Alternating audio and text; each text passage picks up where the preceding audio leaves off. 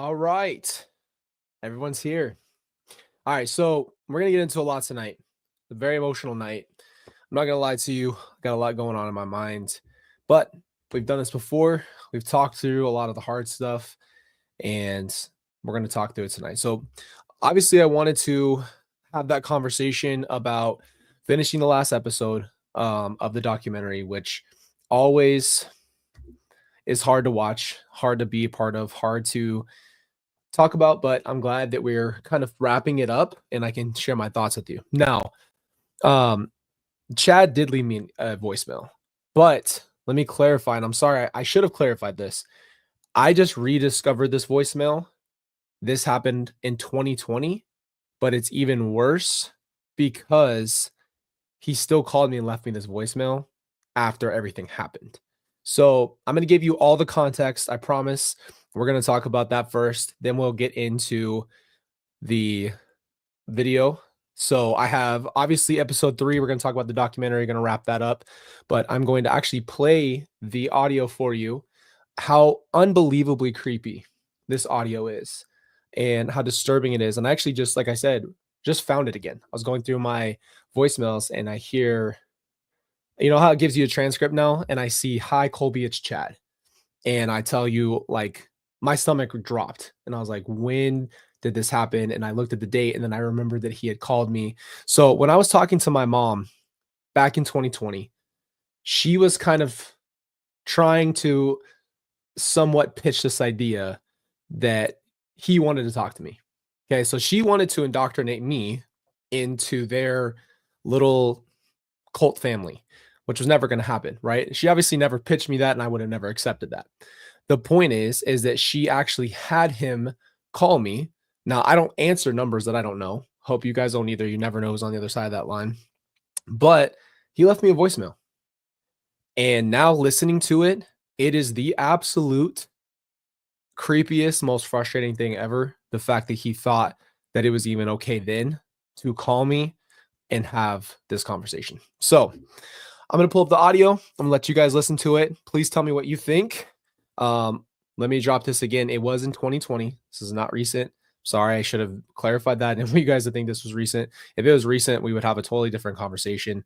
But again, I'm going to play the audio for you, and then we're going to talk about the other episode. But first, before we do that real quick, how are you guys doing? It's good to see you. I just wanted to clarify that. I saw that everybody was chatting about this prior to, and I think that now I understand you guys definitely needed context. So I'm going to give you that context. But this was on March 28th, 2020. Yeah, guys, he thought that this was going to be a friendly thing. You know, this is insane. Absolutely insane. Hi, Carrie Ann. Bruh, as my son would say. That's funny. Good evening, guys. Glad you're here. All right, I'm going to play this clip for you real quick, and then we're going to jump into the next stuff. It's good to see you guys. You can hear my voice now. All right. I'm going to play it for you real quick. Let me just go ahead and preface again. It is just unbelievably skin-crawling creepy the way he talks to me. And again, I told you guys I have never spoken to this man. This was his one attempt that he tried to call me and thought that somehow this was going to be a relationship. All right. Let me know what you think. Hi, Colby. It's Chad. Just thought I'd give you a call. I heard you got your DNA results, and it's very exciting. I was kind of angry the way your grandparents responded because you are a tremendous young man, and I'm so eager to talk to you and get to know you. None of my kids follow sports, so I'm kind of excited about that too. I saw you wearing the Chiefs uniform. I love old Patrick Mahomes and how fun he is to watch. So I just want to talk when you get a chance. Thanks. You can call me back or text. Thank you. He thought we were going to talk. He really thought we were going to talk. I'm going to pull this out. What the hell is that? You know what's even more effed up? When he said that he saw me in a Chiefs uniform, guess how he saw that? It was my video to my mom, begging her to show the kids, begging her to do something about the situation when she was MIA. And then he goes, "Oh, I saw you in that Chiefs uniform. I was wearing a Chiefs shirt when I made that video." So he watched the video. They watched it. You know what I mean? And then he thought in March that we were going to have this conversation. I've never spoken to that man. I never called him back. I would never call him back. He really called me after killing my whole family and tried to pitch me that we were going to be something. I've never met him. And here he is trying to see if we would talk about Patrick Mahomes being a quarterback after murdering my whole entire family. That's why I shared that, because I forgot that this existed. I forgot that this happened. There's been so many things that have happened. There's been so much crap in all of this that I forgot that it even happened, to be honest with you.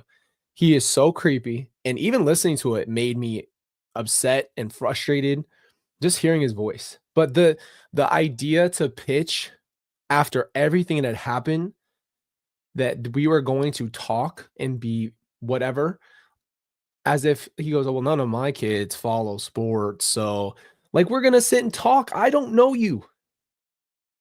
This is after my mom is already in jail and you're just some random guy. I don't know who you are."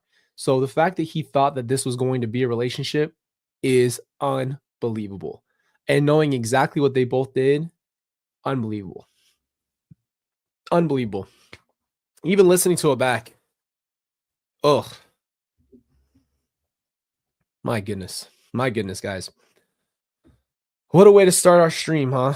I just had to get that. I had to share that with you guys because I just forgot it had happened. We're talking about this stuff. We're getting out. I'm ready to put this on the plate and then throw it away. So that's what we're doing. We're just unpacking all of it. And when I heard that again, I was actually in genuine shock again. I listened to it and I thought, there's no way that this is there's no way this is real life. Unbelievable. And the crazy thing is they really thought that we were going to all be friends. Like, I really want to know. And again, this ties into what we're talking about tonight, guys. We're talking about episode 3 of the documentary, and it ties right into it because I just watched the timeline all over again, and they really wanted to, they really thought we were all just going to kumbaya and all be friends, and somehow they're going to pull me into that. That's crazy. That's crazy. So, unbelievable. Again, this is our part 3 video as well. It's just crazy because it all ties back into that time. Watching this documentary really, really reminds me what it was like. It really reminds me how real this stuff was. And the worst part is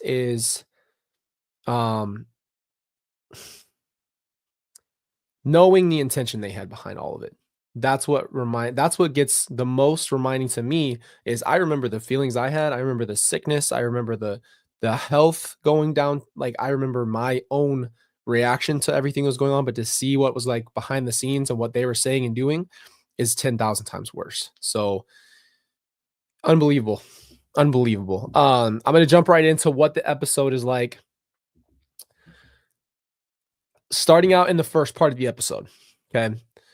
The episode opens about my mom had just got arrested in episode 2.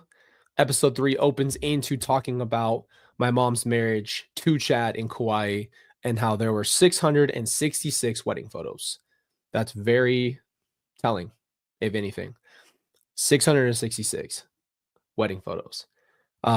It jumps into talking about how they're dancing, they're enjoying their lives, they don't care, and they're in Hawaii. That's kind of where we ended off on episode 2. But it shows how apparently happy they were and how much they didn't care about what was going on, right? Unbelievable. All of it is unbelievable. And while just to give you context, while this is happening, there's a frantic search going on. Everybody's, I don't know, like, it's just crazy. Like, how in the hell is this happening, right? Unbelievable. Then it jumps into me reacting to the photos, and it's hard to watch myself sometimes because in that time I felt like I was trying so hard to this was post, so like 21, like 2021.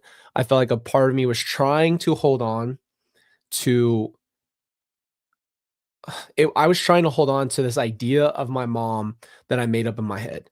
And the idea of the mom that I made up was that she was this mom who protected us, who did everything she could. She was a wonderful mother. It's almost like this same repeat throughout the entire documentary is that's like, oh, she was this wonderful mother and she did everything she could and she just changed. She just changed and she just changed. And it's like the older I've gotten, the more released I've gotten from that situation, the more therapy that I've had, the more conversations I've had, I start to see the cracks.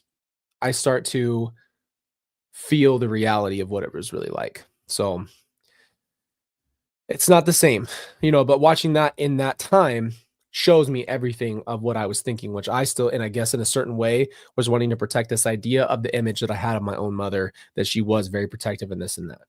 But it's, I don't know. There's a lot more we could say about that. I don't want to turn this into therapy session. We have a lot of other things I want to bring up, but um, I want to say this real quick because I want to slow it down. We're rushing through a little bit. I just want to say I saw that Jules gave out 5 memberships. So thank you, Jules. That's so awesome. I got nothing. Merry Christmas to the Ryans. Merry Christmas to you guys. Merry Christmas to you. You guys know I'm here for you too. I don't like to talk about all the hard stuff. I'm just gonna get it out. I think that's why I'm just ready to be done with it. It's hard. It's hard to talk about. Okay. Merry Christmas to you guys. Coming up. It's coming up. Okay, so the next thing that the thing that they show in the documentary was that the first thing I say is that there's no way that what was it? Sorry, let me find it. There's no way that my siblings aren't alive. That was really how I did feel because it felt like it was impossible. So I'm giving you kind of the play by play and the most important pieces to me throughout the documentary. I was telling the camera, there's no way. And that's really how I felt. Like it could be that there's something that happened, but there's no way that they're gone. Like it just didn't feel like that was possible. It felt like that was the most far out piece. And I was like, there's just no way that the kids are gone. That's just how I felt. And I think the documentary is trying to prove that point, that that's just really how it felt. I think even a lot of the detectives and stuff, you're holding on to hope and you're also like, well, I don't know if it's possible. It just doesn't feel real.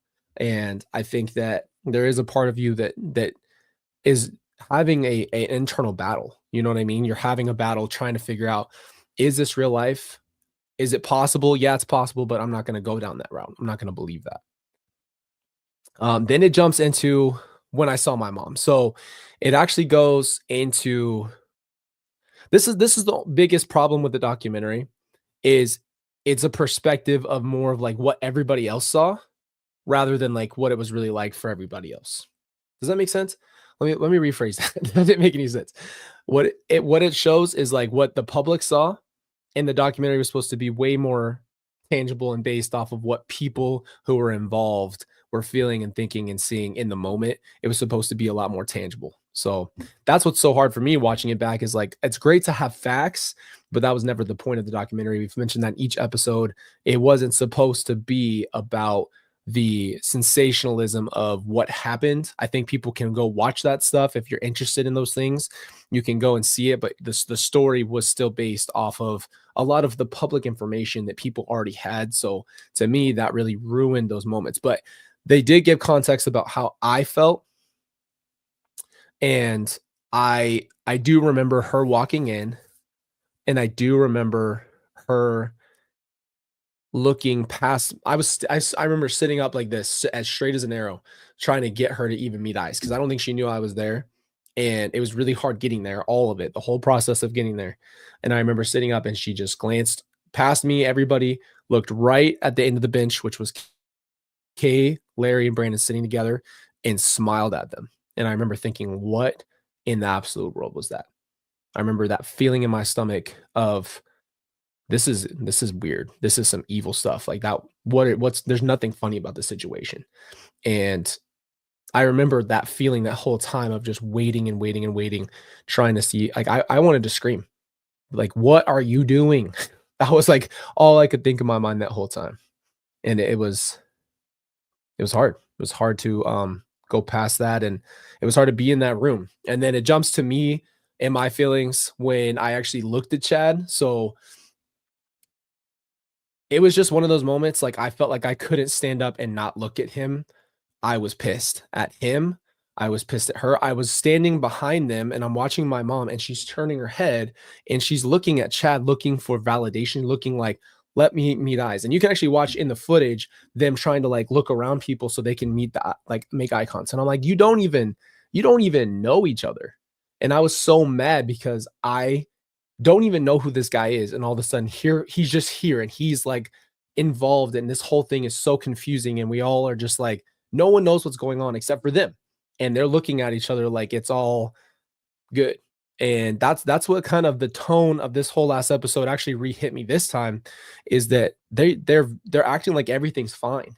It's such a calmness, and I guess they had more time than everybody else and they knew what happened, they knew what they did, but there's a calmness.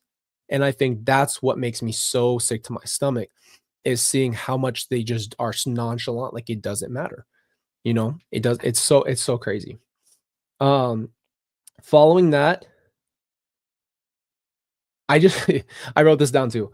I remember the anger that I had, and I literally played out like what would happen if I just went nuts. As crazy as that sounds, like I was like, if I it was like Limitless. Like I would try to trace the steps out and think, if I jump over and grab him, what would happen to me? I'm gonna obviously get in trouble. So like I played out a lot of scenarios because I was very upset. And I don't even know who this guy is, but he's part of the problem. And so that was just in my mind. I was like, what could I do? And this was before, mind you, this is before anything else was out there. This is all like, wait, we're trying to still find the kids, and there's just still that glimmer of hope that you have in there. You know what I mean? And so that was probably one of the other hardest parts, is like your mind is so pulled apart. You don't know how to feel. You can't, there's no settlement. There's a worry, and it's like every day it gets worse because you're like, what's going on? There's no answers today. There's nothing going on. And like, mind you, I'm trying to talk to my mom behind the scenes, and she's so calm. I cannot explain to you the calmness of her tone, and even in my direct questioning of, are my siblings alive on this earth? She's like, "Yep, they're fine. Everything's fine. They're in a safe place. They're on the earth. They're fine. Like, you don't need to worry." And like having someone reinforcively tell you that when you're point blank asking them that, and for her to realize that she's trying to say they're in heaven, but you sent them there. You know what I mean? Like it shows me the games that were being played and the way that they just didn't even care. But the calmness is what's so crazy. Um, I remember calling her, and that night I reached out to the jail and I asked to talk to her. They said they'd pass my information on. She calls me, and the first thing that comes up, the first thing she says is, "Hi, bub."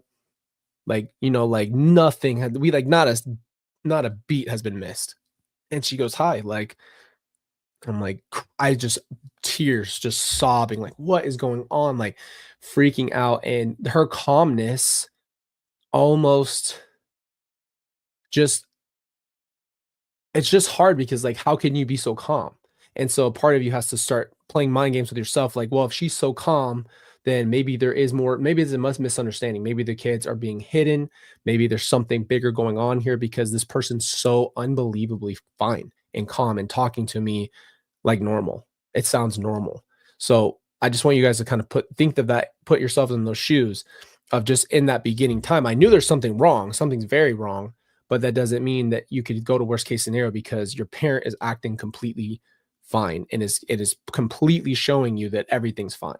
So I don't know, like what can you do at that point? You have no options, you have no concrete evidence, you have no idea what's going on, and you just have hope that maybe they're being hidden out. So that's how I felt. Um, when they played my call in the documentary with her, this goes to the next part of the documentary. It skips to from me talking about calling her to jumping into a phone call with her. Now, this phone call was not that first time that I spoke to her. We spoke for a while, on and off while she was there, kind of like I think it was after COVID. Um, and then after that, we stopped we were stagnant, right? There wasn't a ton of conversations. And then um once I found out, I've talked to her what 3 times total since I found out. That was the second time. So the first time was when I was really upset, the one they played in court. The second time was the one they played in the documentary, and the last time I ever spoke to her was when I interviewed her, and that's it. And every time I got different things. So the hardest part about the conversation that I have with her that they play in the documentary is that I, at that point, was a little bit more gathered. And that was the time I felt like I was conversating from a place of at least not an emotional up and wreck. Like when I called her the very first time of the 3, that's when I was yelling at her. We talked about that. That was like the first thing we talked about on the channel. Our reaction on the channel was that time. And that's when I called Chad Peter Griffin. Like I was in my feelings. Like I had I really was really trying to like have control, but I really didn't. I was losing it slowly. And then in the second time, she did the same thing. So one of her main lines in there, she says, "What do you think?" So she said, "What is it that you think that I've done?" So this has been a running thing. And now that I'm older, now that I've had more conversations, having her tell me like, what is it that you think that I've done wrong? Like, why are you blaming me for this? So the first time was deflection. After I pushed her a little bit, she literally was like, "Oh, so you were there? You knew it? You saw it? Oh, that's interesting." Like she starts being a douche. Like she starts like completely treating me like I did something wrong. Like somehow, and she did that in the first call. She even like blamed me. She even was like, "Oh, well, where were you when that happened?" Like she has these little moments where she snaps, and she has these little moments of quips, and she just goes for the jugular, right? Those are those little moments where she loses it. And again, not to go off tangent, but I feel like this is the crap you're going to see with her representing herself is she can't control her tongue. And so I don't know how she's going to do it because she does it. She's going to lose it for a second and she's going to say something. And I promise you it's going to happen. I promise you. So we have that conversation. And then it cuts to me talking more about the building trust thing. Like she was just so chill and calm.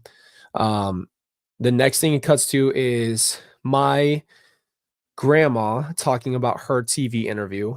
And I shared my thoughts with the crew, with the documentary people, and how regardless of what you thought at that time, you could not defend my mom's actions. You couldn't defend the fact that the kids were missing. You couldn't be defensive. You just couldn't. You couldn't put something up and say, "Well, there's just no way. There's no way." No, there's so many question marks. The only time that we were thinking, not we, but what I was thinking in my mind was like, you you have to see how odd this is. This isn't normal. This isn't normal behavior. So what is she doing? Obviously something's wrong. Obviously something's going on. The only thing I could think of is, well, there's no way that they're dead. There's just no way. Like they have to be hiding somewhere. There's something else is going on. And that's when those scenarios come on around. Like missing people, it's a very different type of feeling. There's such an anxiety and a worry and a doubt because you don't know what's going on. We're talking about children. So in my mind, I was like, Tylee must be watching JJ and it's like causing so much stress in her. And I'm like thinking maybe one night she'll just grab a car and leave wherever she is and try to find us. And like, or if she can just find a payphone. I don't know if she knows my number. Like it was so much games in my mind. Um, this happens at the end where Justin Lum says this line, but I'm just going to bring it up now, saying it now because what's so hard is to realize there's just nothing you could have done. It was over before it even started, in a sense. It was over instantly. It was over a month after everything. So that is heartbreaking. And that's, tonight I'm not gonna lie, like my demeanor, I feel like I'm just more down because it's just deflating. It's definitely deflating and it's hard. And that's a big realization that you have to have. I'm gonna put this on hold for just a second and see how you guys are doing. I know you guys are chatting. I'm not trying to ignore you. Just, tonight I feel like I got a lot of thoughts, got a lot of stuff going on. A lot of things have just been popping in my mind, and a lot of new revelations of like what had happened before is now becoming clear to me now. And I think that that's hard because it's like it's not new, but it's new. Does that make sense? Like even the realizations I'm having about the past and what that they were really doing is starting to hit me now. So yeah, you're absolutely right, Ali. I don't think you could ever imagine someone who's never done anything like that to do that, especially your own parent, and especially to her own kin, her own blood, her own responsibility. You couldn't imagine that. You just would never. You couldn't imagine in a million years. That girl says, "Why were your grandparents upset with your DNA results?" That's a pretty interesting conversation. I got my DNA results for the first time, and I found out that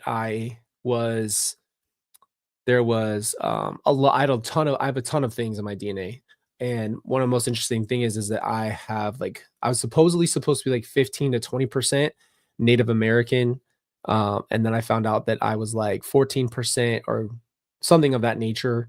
But I was like, you get your more specific whatever tribes, and so mine was like Chihuahuan.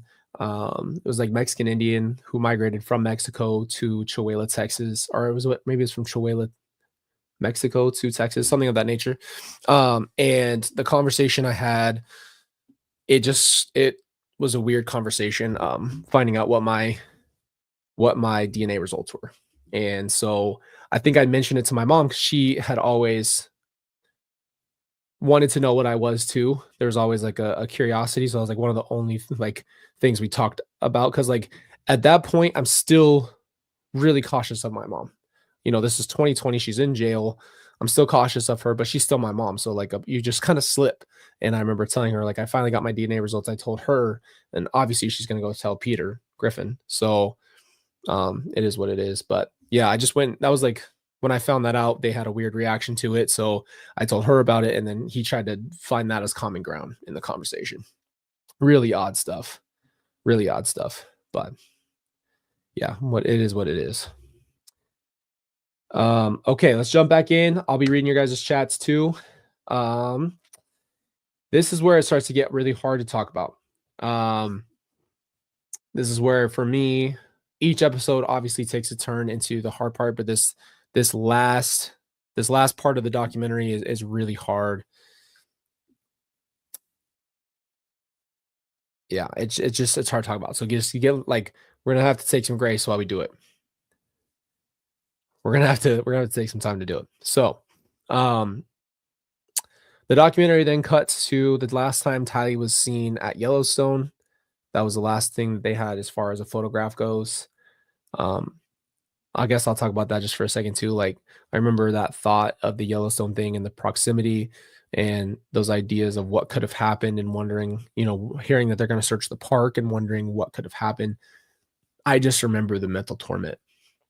And when I watched this documentary again, it reminds me of that mental torment. And there's something that's weird about trauma that just it's almost like you can relive the moment that something happened. It's like I can remember my body has the same reaction to the same information. And I remember those question marks around her picture.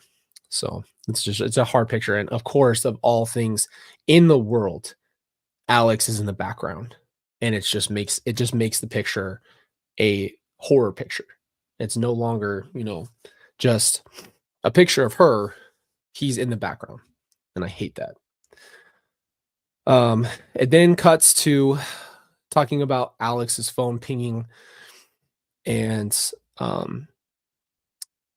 Chad sent a text out about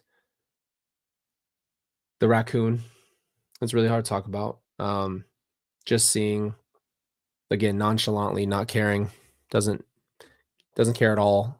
Texts his wife that he killed a raccoon and buried it in the pet cemetery that day. And that just shows you truly the sickness. It shows you how much they just did not care about human life at all. and it's just a different kind of animal. You know what I mean? It's a different kind of uh animal to see a human being be like that. And you know, you just I I can't even fathom. I can't even fathom that. I'm not gonna try to. It then cuts to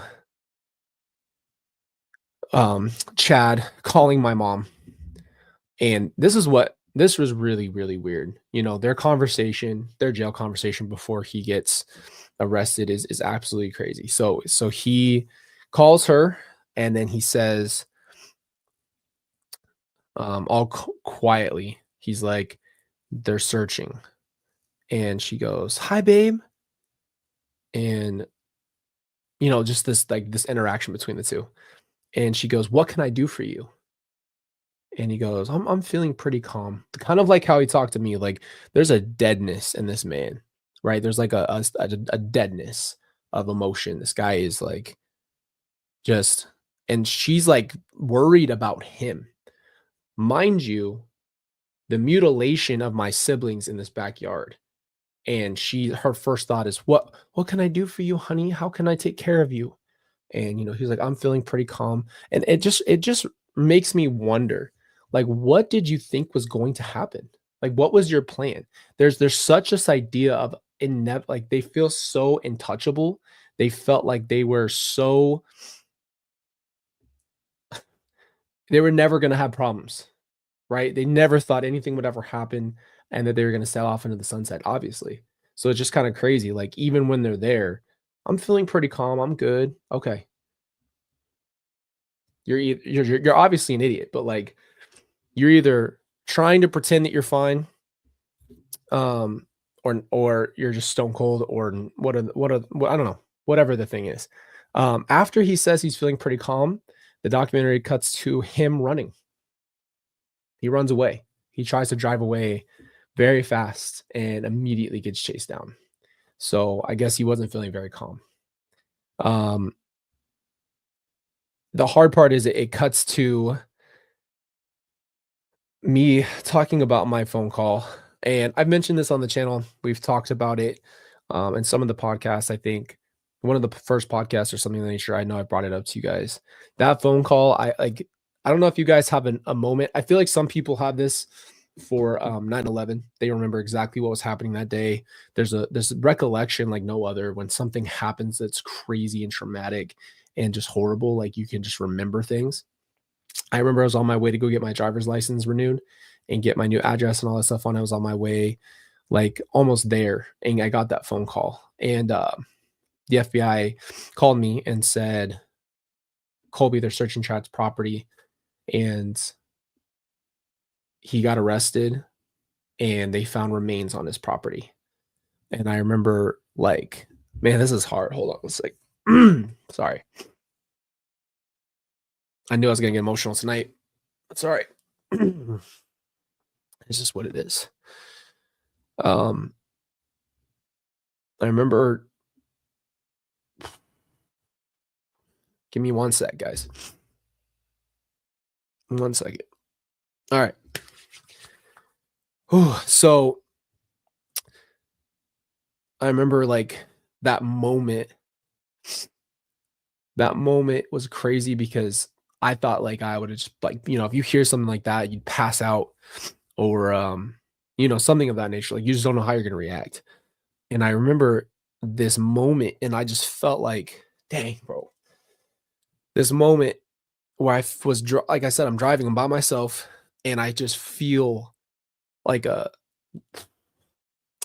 feel like a hug, like around, you know, like somebody, like if somebody was sitting behind you and somebody just hugged you like this, like right behind you.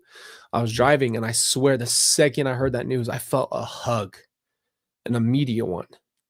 And I just remember that moment because it was like, bro, like I can't, I can't stand on my own 2 feet right now. Like I can't do this. Like and I remember I asked the dumbest question ever. I was like, um, I was like, is it kids remains? Like, I was remember, like, trying to rationalize what she just said back to her, like, is it I was like, maybe it's, you know, someone else was buried there, a long time ago. Like you don't know how to acknowledge what you just heard. So I remember thinking,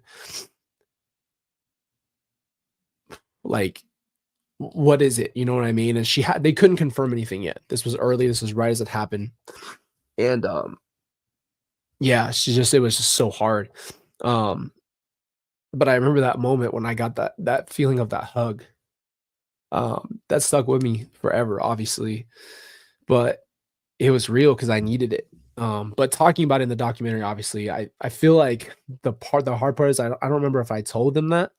I don't know if I told the documentary crew what happened, but I feel like they just cut all of that stuff out, like all the real moments, all of that, the tangible pieces of my life, all the tangible pieces of what I felt like God was doing in my life were just stripped out from the documentary to, I guess, better serve the story that they wanted to tell. But that was really hard. Um, I think following that,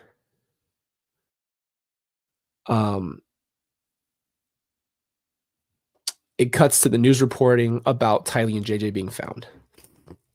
And it's just really hard to see everyone's reaction to it, everybody talking about it. I just remember that day, like after that phone call, having a bunch of phone calls come around, having all these outlets. Like, I don't want to keep trying to bang home this idea about media, guys, but I want to explain to you when that day happened, while I'm literally finding out details about my family, I have media hounding me to tell them the exclusive story and let's talk and offers for money and all this wild stuff, bro, just so they can have their piece of it.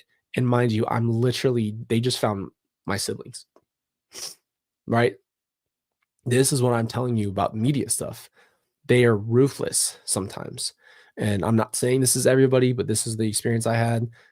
Ruthless. Do not give two F's about what you're going through or feeling and trying to get a story out of you. And they wanted that moment from me. They wanted my reaction because it's not real to them. It's real to me. It's not real to them. So that was a hard day because I'm getting calls from all over the place. I don't know how people are getting my number. I'm getting calls from everybody around the world. Like, how in the world did you get my number? And they're like, well, we have an offer for you. And I'm like, I don't care. I don't care. Do you think I care about are you serious? You think I care about your offer? I don't want to talk to you.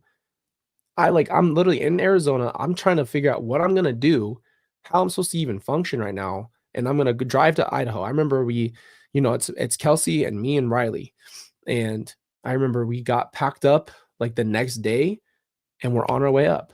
Like it was just insane. I remember that trip there, we didn't say almost a word. Like it was crazy. I remember specifically like tuning back into the car. There's no music playing.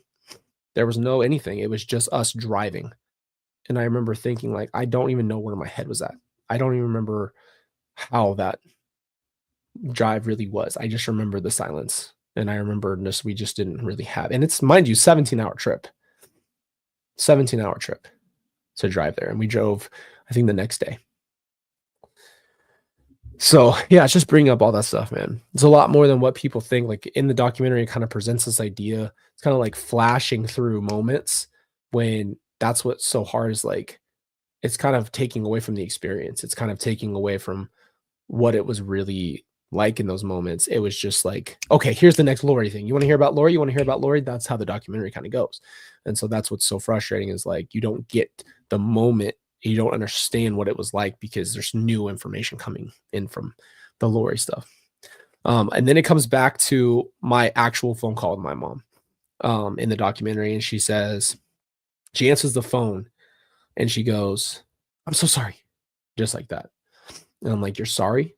Are you sorry for me or are you sorry for my siblings? What are you sorry for? What do you mean you're so sorry? And I feel like she came in there trying to be friendly, trying to be my friend, trying to have a connective moment, whatever it was. And then she gets mad because I'm not, really it's not going her way. I'm not really playing her game and we're not having a conversation maybe that she wanted to have. I was just in that second phone call, I think I was more directly confrontational with her. And I was more like, no, I'm not doing this. And I remember telling her, you need to find the real Jesus. You need to stop doing this. Like, and that's when she was like, what is it that you think that I've done? Like that kind of stuff came out of her mouth. I remember telling her directly that I miss my family. I'm like, I miss my family, mom. She goes, me too. They were my children. They were my family too. What do you mean? I said, what do you mean you miss them? Like this is psychotic. Like what are you saying? What we're not on the same team. We're not in the same boat. How are you doing this? How are you continuing to put me in this position where I'm literally sitting here and you knew this whole time. And even if even with your made up story that she spit at me, you can't sit here and say we're in the same boat. And she's like, well, I miss him too. How could I not? She literally said, how could I not miss him? How could I not? What do you mean? How could you not miss them? What are you talking? We're not on the same page. She tried to group us in together still. She wanted that moment and that connectivity. And so that was really hard. And I remember after I heard it, listening to it again and knowing what she said in this interview that we had, it's really starting to connect a lot of dots. The mistreatment, the disrespect for all disregard for all human life, everything. It's all becoming very apparent to me. I think I had to break that lens of what I wanted to pretend my mom was my whole life. I had to break out of that. And that takes a long time to do. No matter how bad your parent is, you are hardwired to love your parent. You are hardwired to want their acceptance. You're hardwired to want, and no matter what, you just have a piece of you that just wants to be loved by your parents so badly. But it took me years, and it's still taking years to break the lens of this idea that I made up in my own head of her, right? I made a better version of her in my own head than she really ever was. And I think that's the protection that you're trying to get is, oh, she was a good mom. She did do this. She did do that, blah, blah, blah. That's not really how it goes. But it takes a long time to get to that point. Then it cuts to, so I guess what happened was there was this moment where they were gonna, so this happened in an interview. And obviously, like, I really didn't watch a lot of the interviews about the documentary or anything, but since I was watching documentary stuff, it popped up. So I watched this little clip, and in the clip, one of the things that the people of who made the documentary talk about is that they were going to end it in the documentary, and then I guess the trial started. So they felt like that was important, and that gave them a ton of context. So they ended up kind of not, they kind of wrapped up with it still being a question mark, but they go back and they have the trial. So now they show oh my gosh, I can't say it. The hearing, the pre-hearing. I can't say the word. I don't know why I'm having a hard time with the word. Preliminary hearing. There it is. Chad's preliminary hearing. And they go into what it was like. So I think they kind of just threw that in at the end of this documentary. I think that gave them, they pushed back the date so they could put that stuff in there. But it cuts to that. And then it cuts to the conversation between Melanie Gibb, and she's talking about how Chad called her and said, hey, the Rexburg police is going to call you, and, don't answer. And this is after my mom had already said that they weren't there. So now, at the end of the documentary, you're kind of jumping around a little bit because they're talking, in the hearing, they're obviously talking about the whole thing. So I think it's a little bit even more confusing timeline wise, but whatever. So they ask Melanie Gibb about it, and then they play the phone call that she had. And I have a lot, obviously, that I think about with that conversation. One of the most important moments in the conversation to me is Melanie Gibb says to my mom that her salvation is in jeopardy for what she's done. And this is before she says she knows what happened to JJ. And this is all based off of what she knows about. She says, your wife's gone to Chad, and Lori, your husband's gone, and all these things. But she says to my mom in this phone call that your salvation is in jeopardy for what you've done. It's a very specific thing to say to somebody, especially somebody that's a friend, for anybody. But she's literally saying this in this phone call with them. And one of the first things my mom says back to her is, I don't know why you're friends with people who are against me, who are dark. And she brings up Joseph Smith. Of course she's going to go that route.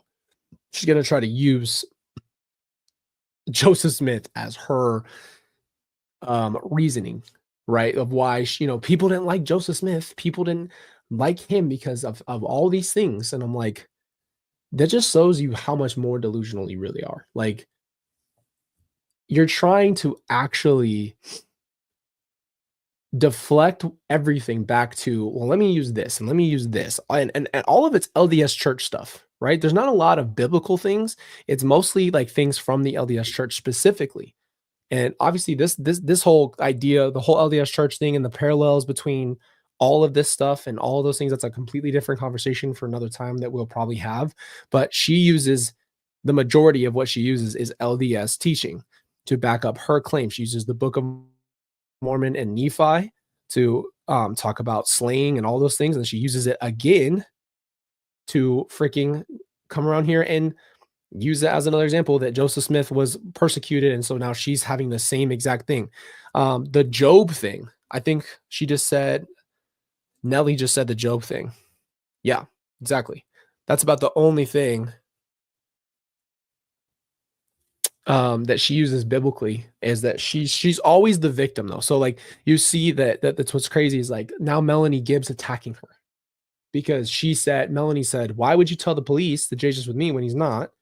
Why would you do that to your friend? If you really loved me, if you're really my friend, why would you do that? And she's like, I just needed to have an excuse for where he's at. And he's happy and he's fine. Do you understand that she's literally telling everybody that they're fine because they were taken and then sent to heaven, not voluntarily? You know, that's another big thing you have to realize is how hard it is to stomach that reality, is that's the conversation we're having here, is because you did that. So now you're telling people they're fine and alive and everything's good when you knew where they were and you knew why they were there. And it just frustrates me. As I'm even saying, it frustrates me even more that she thinks that I don't see this information. She thinks I don't know the dates and all the stuff of things happen. Why would you try to pitch me this idea that is what happened with Tylee and JJ? It just makes me even more mad all the way over. Let me not get off track though. So that's a weird thing. Melanie says that about her salvation. Then my mom jumps into the Joseph Smith thing and talking about how Joseph Smith had people against him. And then Chad, this is another thing. This is the first time that I really heard, I guess maybe for myself or maybe it's just a ringer, that Chad's manipulation was at full effect. He said, well, and his monotone ass voice, sorry, I didn't mean to cuss. I'm sorry, hold on. I'm getting mad, obviously. Okay. His monotone voice, he says, Dave, hold on. I'm sorry. I'm getting mad. I got to slow it down. That just slipped out. Okay.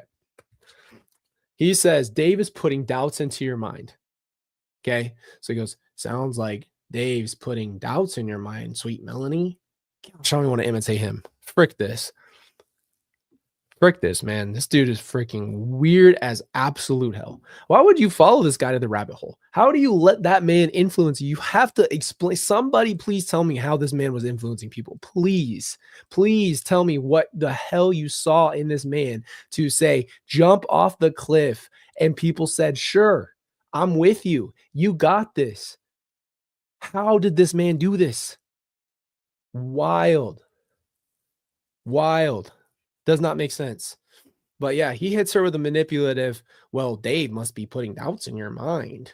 And I'm like, whoa, bro. Like that, if you're hearing that regularly, that's manipulative, especially if they're looking at him as a real person, not a real person, a real prophet. That's what I meant. If they really believe that he is mind you, the blasphemy here to call yourself the other son of God as an equal to Jesus is what you are telling people that you are, because you had a near-death experience.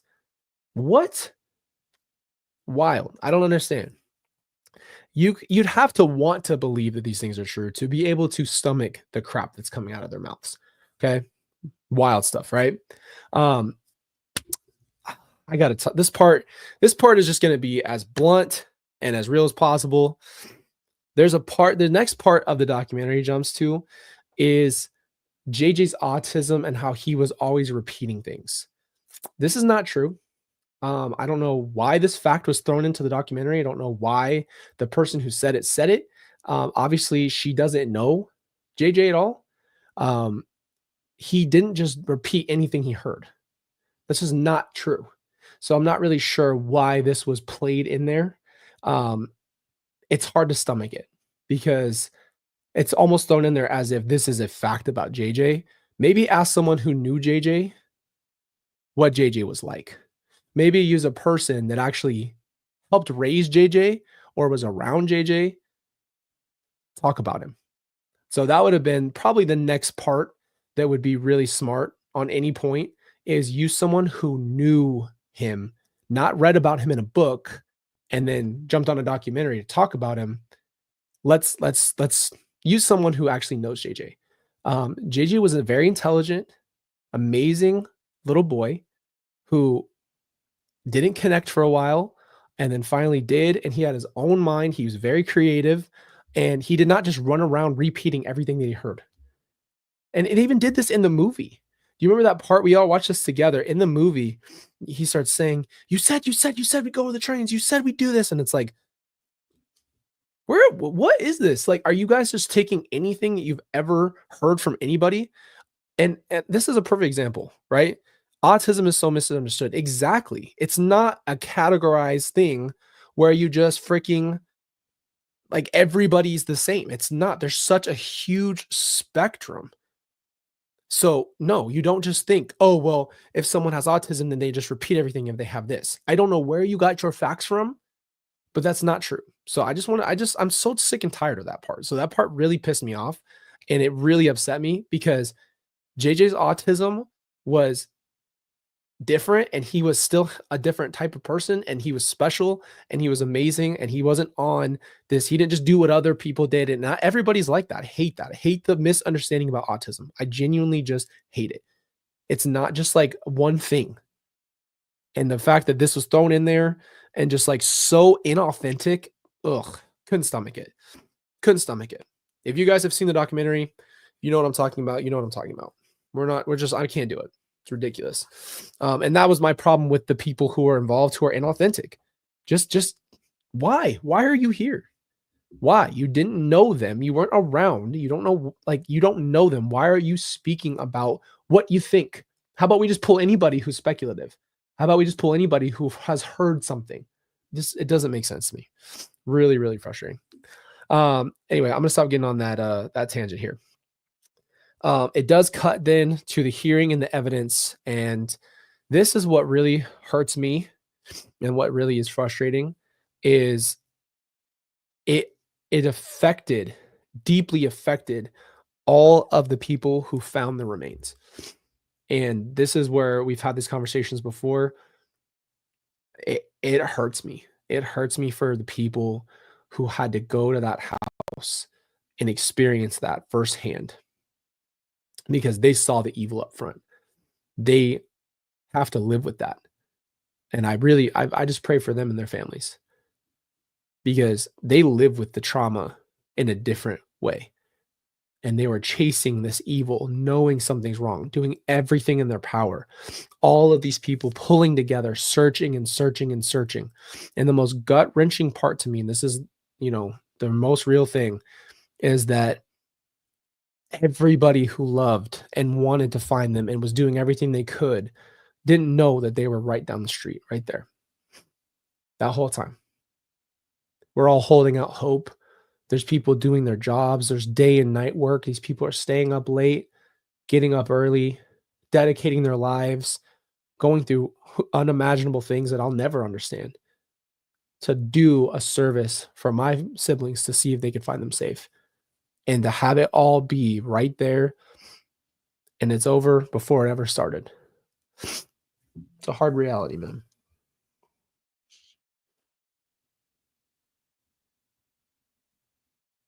It's a hard reality. It jumps to them finding JJ. Like I said,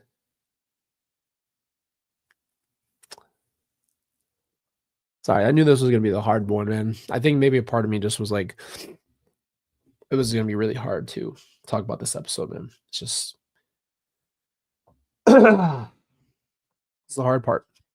This is the hard part. I'm going to read K9 Jules. Jules says, you're such a beacon of hope and strength, Colby. You and Kelsey have so much support here. Always loves and hugs from PA. Peter sends them too. I love you guys too.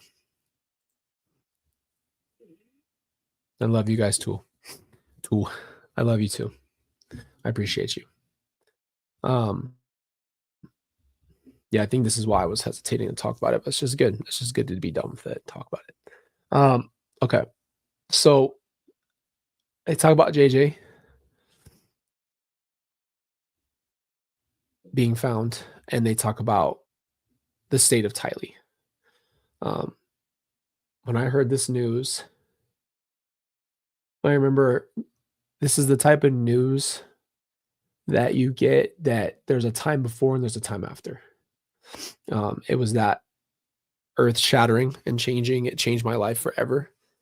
Um, I think that you set yourself up in some ways with an expectation, and then to hear the reality and have it be worse than your what you think happened. I can't put that into words what that's like. I'm hearing all this news about my siblings. I don't know what the state is, and then they tell us what really happened. And it was literally like before we walked in there, I had a life, and I had a life after that.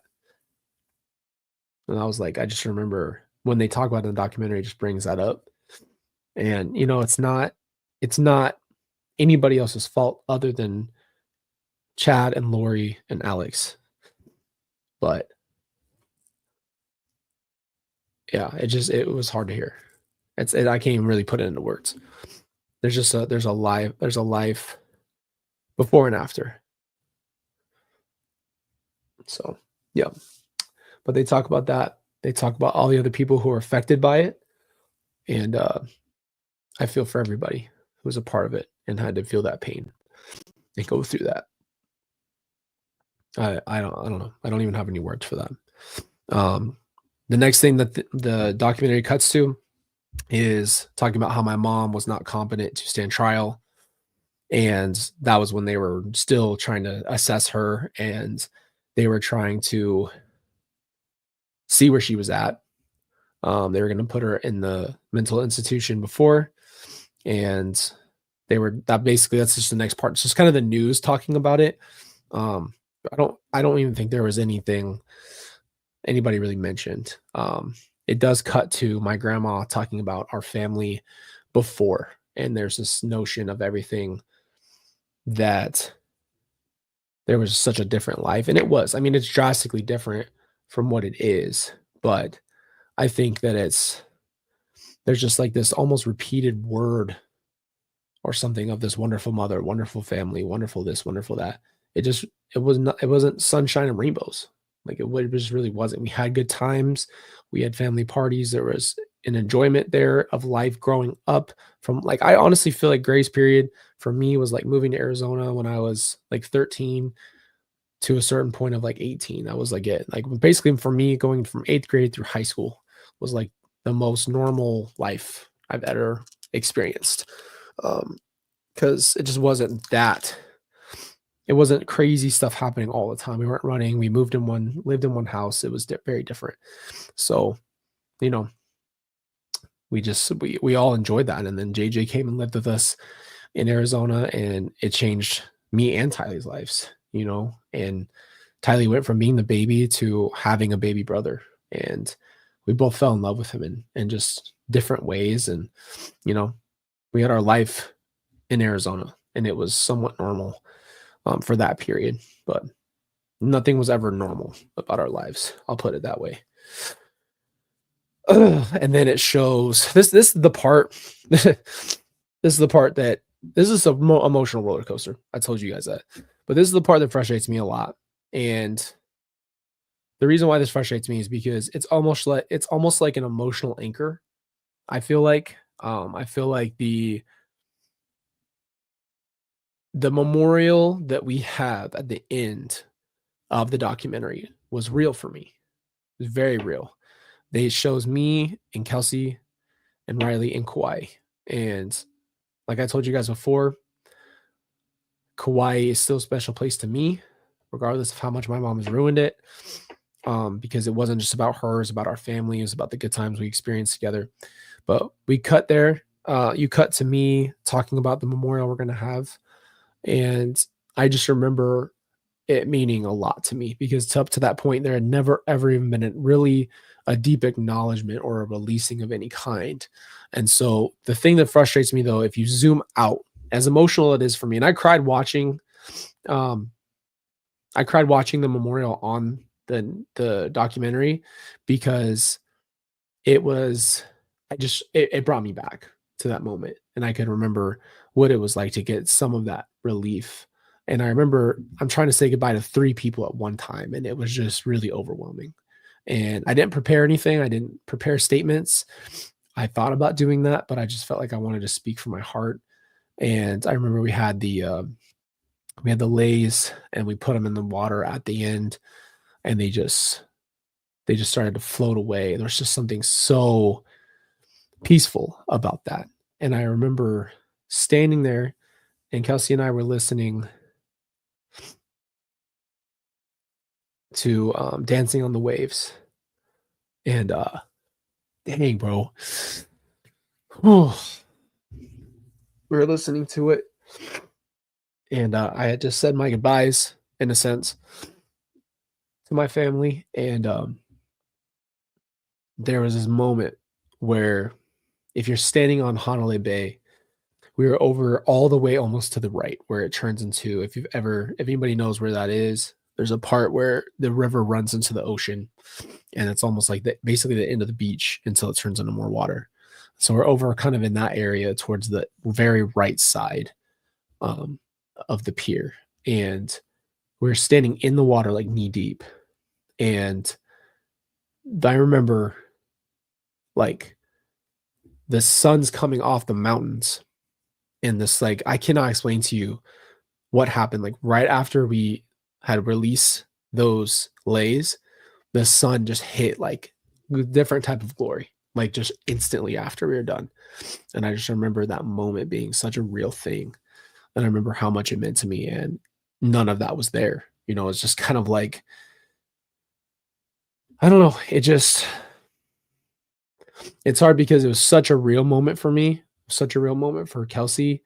And it was just kind of used at the end in an unjustified way because it was the whole entire premise of the documentary wasn't about the stuff. So that would have meant everything had it been a conclusion to the family story. And I hate to use the word story, but our family story and the reality of it was supposed to be very different. And they kind of threw that in there to make an emotional anchor. That's what I call it, is an emotional anchor of the documentary to get everybody to have some type of resolution, some type of like conclusion because they stopped for the trials and all that stuff. And I think it just hurts because that was it was almost unearned because it meant everything to me. And during that whole process, I had given everything I had, and we did that as a conclusion. And I felt like we were wrapping up the story. We were wrapping up everything, and I knew what I had said on camera. I knew what the conversations were. I knew how much I put my heart on the line. I knew how willing I was to go to those hard places and talk about all this stuff. And I was like, this is all finally going to be something worth people seeing and being able to know who my siblings were and all of this stuff, right? And it just wasn't. It just wasn't. And it was used to just an unearned way. And it just feels wrong to use my moment of vulnerability, sobbing on my wife's shoulder, for an anchor. One thing I thought was interesting though was at the end, I made a statement, and that statement was, I'm not going to let my mom define anything else. And that really did hit me because she just doesn't get to do that anymore. She just doesn't get to define the story and define my family and define our entire thing. She's not going to. So we definitely want to tell a different story eventually. That's kind of the point.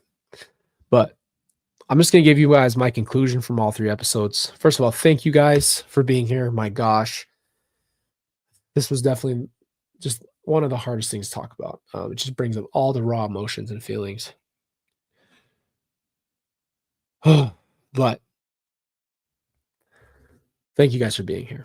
The conclusion is I feel like honestly the documentary just wasn't close to what it was supposed to be. I remember watching it for the first time and I sobbed because it just did no justice for anybody, anything. And it just broke my heart.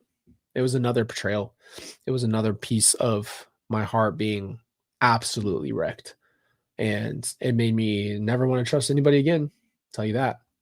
Um, After everything everybody gave to be a part of it, after everything everybody gave to serve justice to the people and bear their hearts and their stories and be willing to talk about people they just lost not too long ago, like, and then just have it all just chopped for the bigger narrative of the Lori story. So, but yeah, that line hit me. That line hit me, and I do believe that eventually it'll be time to fully really give the justice to them, maybe in a documentary or whatever the case is. It's gonna happen. It's gonna happen. So, but wow, what a conclusion. That was hard, guys. I appreciate you. You guys have been very, very supportive. You've been amazing. You guys have been so loving. And I'm sorry, I know I didn't really read chats tonight. I don't ever want you guys to think I'm ignoring you or not, that I don't care that you're here. I wouldn't talk about this stuff like this if you weren't. This wouldn't be something that I would even go through like this if you weren't here. So I want you to know I know you're here, trying to talk to you as if I know you're in the room. But I know there's just, I didn't really give you guys, I didn't pull the chats up as much, but I do appreciate you. You know, I love you guys. I appreciate our community. The fact that we can sit here and have this kind of conversation with all of us is incredible. It's an incredible thing. I think we're doing something different, and I think that hopefully we can change the way that things go and the way that media really is from here on out. I really hope we can make an impact as a group, as people who crave something real and don't want to just keep being fed bullcrap and people just looking for, you know, that hot button topic or moment. Um, I want it to be real, and I want us to be able to change that. And I hope people don't have to experience that, especially when they're going through trauma, being bombarded by people who don't care. So you guys know I love you and care about you. I am grateful for you. Like I always say, if I'm going to do any updates, I will keep you guys up to date on our community tab. But thank you for walking this whole process through the documentary with me. This was something that I have thought about for years. Is weighed on my heart. I'm so glad this, like, a big part of me feels relieved, because I was dreading talking about, you know, a lot of the stuff that happened in the documentary, because it brings up the pain and the sorrows, but we did it as a little YouTube family. I really appreciate you guys. So thank you. I will keep you guys up to date on the community tab. I hope you guys have a great night. Praying for you guys. Hope the best for all of you. Sincerely, bottom of my heart. Thank you. Love you. And I'll see you guys soon.